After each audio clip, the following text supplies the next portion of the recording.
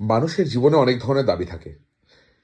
আমাদের রাজনৈতিক নেতাদের থাকে ভোটের দাবি, আমাদের সরকারি কর্মচারীদের থাকে ডিএর দাবি, যারা বেসরকারি কর্মচারী তাদের থাকে রিঅ্যাপ্রেজালের দাবি।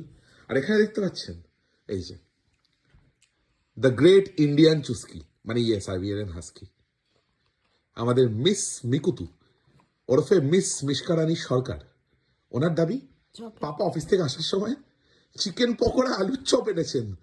ঠিক আছে, বাংলার চপ শিল্পের ব্র্যান্ড অ্যাম্বাসাডার হতে চাইছেন মিস মিশকা রানী সরকার।